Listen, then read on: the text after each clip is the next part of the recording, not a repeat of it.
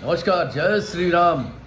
दीपावली का ये महापर्व आप सभी लोगों के हृदय में एक नई ज्योति जलाए, आपके पूरे परिवार को सुख शांति और समृद्धि लेकर के आए, ऐसी कामना ईश्वर से करता हूँ।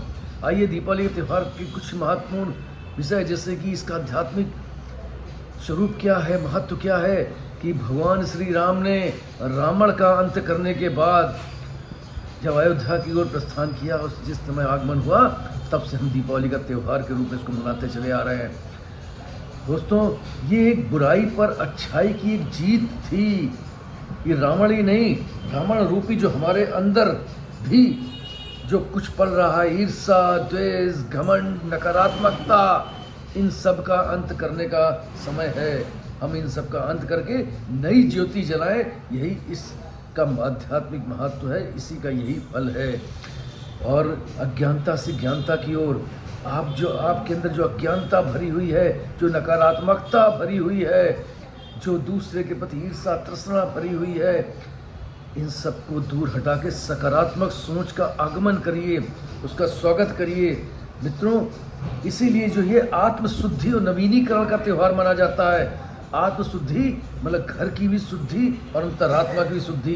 नवीनीकरण, आप घर में को भी नया बनाते हैं, नए लिपाई पुताई करते हैं, आंगन लीपते हैं, और इसके साथ साथ नए वस्त्र भी लाते हैं, अपने लिए भी, बच्चों के लिए भी। ये नए वस्त्र जो होते हैं, ये केवल बाह्य तरीके से नवीनीकरण नहीं है, ये अंतःकरण भी आपका नवीन होना चाहिए। अभी तक आपके अंदर जो भी नकारात्मकता थी, जो भी चीज़ें थीं, उन सबको निकाल फेंकने का और इन अज्ञानता से ज्ञान की ओर बढ़ने का, नवीनीकरण की ओर बढ़ने का, अपनी आत्मशुद्धि, जिस तरीके घर की आप शुद्धि करते हैं, घर का वातावरण स्वच्छ करते हैं, घर की साफ सफाई करते हैं, इसी तरीके ये आपकी आत्मशुद्धि का भी समय है। इसको आप अपने अंदर धारण कीजिए। आंतरिक प्रकाश, मित्रों, ये जिस तरीके हम ज्योति जलाते हैं, ज्योति जो है बाहर प्रकाश करती है, हम झालरें जलाते हैं वो बाहर प्रकाश करती हैं, लेकिन ये प्रतीक है आपके आंतरिक प्रकाश का। जिस तरीके से आप घरों में उजाला करते हैं, घरों में प्रकाश करते हैं, उसी तरीके से आप जो है भगवान श्री राम का नाम लेकर के अपनी आत्मा के अंदर प्रकाश करिए, अपनी आत्मा के अंदर ज्योति जलाइए, अपनी आत्मा को निर्मल करिए, अपनी आत्मा को प्रकाश समान करिए। यह आपके आंतरिक प्रकाश के महत्व का समय है। यहाँ पर जो है केवल माता लक्ष्मी को, गणेश भगवान को स्वागत करने के लिए केवल दीपक नहीं जलाने हैं, ये दीपक उनकी ज्योति को अपने हृदय में स्थापित करना है, अपने अंतःकरण को शुद्ध करना है, अपने अंतःकरण को प्रकाशित करना है।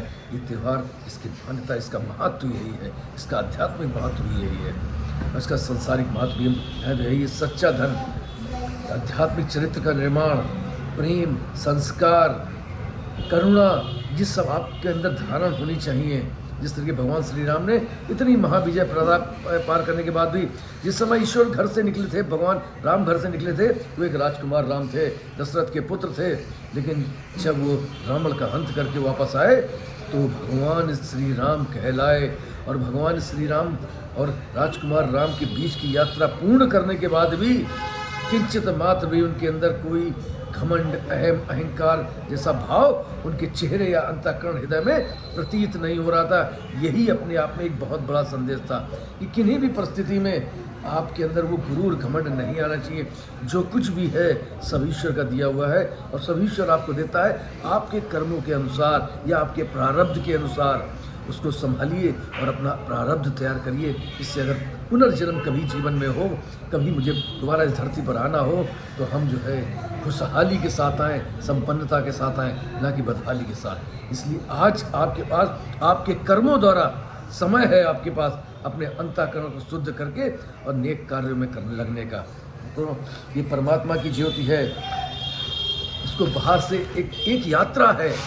ये ज्योति की एक ऐसी यात्रा है जो आपके बाह्य से लेके इस ज्योति के अंतःकरण तक जाने की यात्रा है। बाह्य प्रकाश से अंतर तक जाने की यात्रा है। ये यात्रा इतनी महत्वपूर्ण है। इस यात्रा को भगवान श्री राम का नाम लेके यदि आपने पूर्ण कर लिया तो विश्वास करिए कि आपका आने वाला जीवन जो है बहुत आनंदमय और सुखमय होगा। इसको कहीं नोट कर लीजिए। पर आज से अपने हृदय की ज्योति को स्पष्ट कीजिए, प्रकाशवान कीजिए। बस यही महत्व है इसका। और इसी निवेदन के साथ आप सबको बहुत बहुत ढेर सारी दीपावली की शुभकामनाएं देते हुए और विदा लेता हूँ। आपका दोस्त पीयूष रंजन।